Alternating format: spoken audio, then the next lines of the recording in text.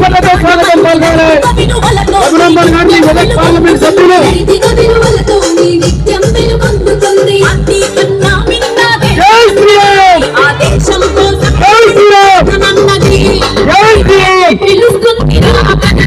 జిల్లా కార్పొరేషన్ తరఫున పెద్దలు రఘునందన్ రెడ్డి ఆర్థిక స్వాగతం పలుకుతూ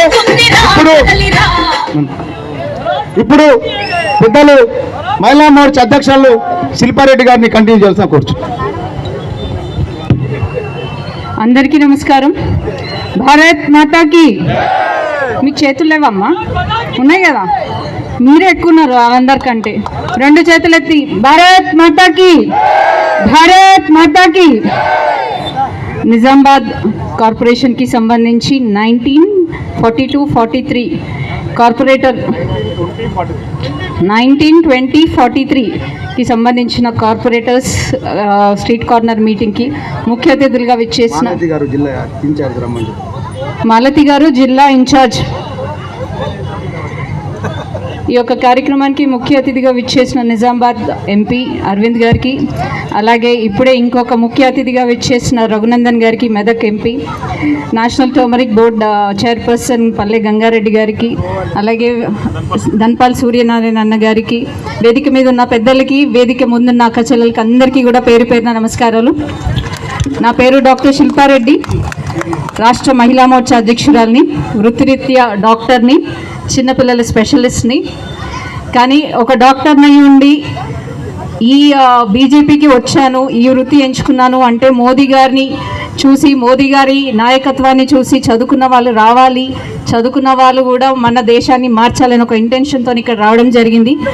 సో ఈ మున్సిపల్ ఎలక్షన్స్కి సంబంధించి మన మహిళల ఓట్ బ్యాంకే అవి ఎక్కువ ఉంది. జనాభా ప్రకారం చూసుకుంటే మనమే ఎక్కున్నాం.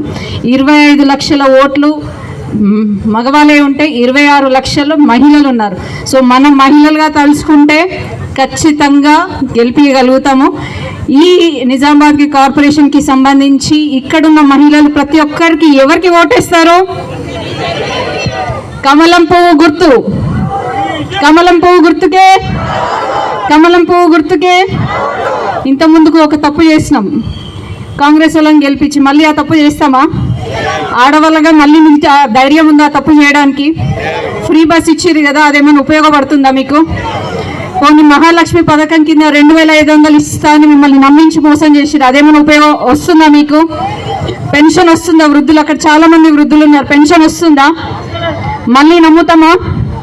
బుద్ధి చెప్తాం కదా ఈసారి. బుద్ధి చెప్పాలంటే ఏం చేయాలి? ఇక్కడున్న ప్రతి మహిళ రోజు బయటికి వచ్చి ఓట్ వేయాలి. అలాగే మీరు మీ భర్తలో కూడా దేనికి లొంగకుండా ఒంగోబెట్టి దంచి మరి భారతీయ జనతా పార్టీకి ఓటేసే విధంగా చూడాలి. చేస్తామా లేదా? చేస్తాం కదా. ఇప్పుడు మీకు అన్ని పథకాలు వస్తున్నాయి కదా, సెంట్రల్ గవర్నమెంట్ నుంచి వస్తున్నాయా లేకపోతే రేవంత్ రెడ్డి ఇస్తున్నాడా? కాదంట, రేషన్ రేవంత్ రెడ్డి ఇస్తున్నాడట. అవునా? ఎవరిస్తున్నారు రేషన్? కరోనా టైం నుంచి ఇస్తున్నాడు. ఇప్పుడు నాకు ఏమైనా ఆపద ఉందా లేకపోతే మనం ఏమైనా ఇబ్బందులు ఉన్నామా? మరి ఎందుకు ఇస్తున్నారు ఇంకా రేషన్? అట్లాంటి ఇబ్బంది మళ్ళీ పడొద్దు, నా ప్రజలు బాగుండాలి అని ఒక ఉద్దేశంతో ఇంకా కూడా రేషన్ ఇస్తున్నాడు. కానీ వాళ్ళు ఇస్తున్నారని చెప్పుకుంటున్నారు, మరి వాళ్ళు ఇస్తున్నారా మనం ఇస్తున్నామా?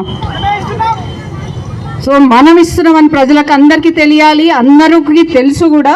కాకపోతే మీరు ఇంకా ఒక అడుగు ముందుకేసి మనం ఇస్తున్నాం అనేది కూడా చెప్పాలి. మీకు అందరికీ వ్యాక్సిన్ తీసుకున్నారా? కరోనా టైంలో ఎంతమంది వ్యాక్సిన్ తీసుకున్నారు ఇక్కడ? మీకు దానికి ఛార్జ్ చేసిరా? డబ్బుల్లో ఏమైనా ఛార్జ్ తీసుకున్నారా? ఎవరిచ్చారు? మోదీ ఇచ్చింది. కానీ అప్పుడు ఏం చేశారు? మేము ఇచ్చినామని కేసీఆర్ పోస్టర్ పెట్టుకొని తిరిగిండు. అంటే సొమ్ము ఒకటిది సోకొకటిది లాగా తయారైంది ఇక్కడ ప్రభుత్వం. ఏ ప్రభుత్వం అయినా అంతే, ఏమైనా గాలి మాటలు చెప్పుడు, గద్దెనెక్కుడు, మళ్ళీ వెళ్ళిపోడు. కానీ గాలి మాటలు చెప్పే ప్రభుత్వం భారతీయ జనతా పార్టీ కాదు. భారతీయ జనతా పార్టీ ఏది చెప్తుందో అదే చేస్తుంది, ఏది చేయాలనుకుంటుందో అదే చెప్తుంది. మోదీ గారు చెప్పింది చేస్తారు, చేసేదే చెప్తారు. కాబట్టి ఇక్కడ కూడా అరవింద్ గారు కూడా ఖచ్చితంగా ఏది చెప్తారో అదే చేస్తారు, ఏది చేయాలనుకుంటారో అదే చెప్తారు. సో మనము మహిళలుగా ప్రతి ఒక్కరిని మోటివేట్ చేసి ఆ రోజు ఎలక్షన్కి సంబంధించి అందరూ వచ్చి ఓటేసే విధంగా చూసుకునే బాధ్యత మహిళల్ని. మనం తలుచుకుంటే వంటిల్లు దాకా కూడా వెళ్తాం.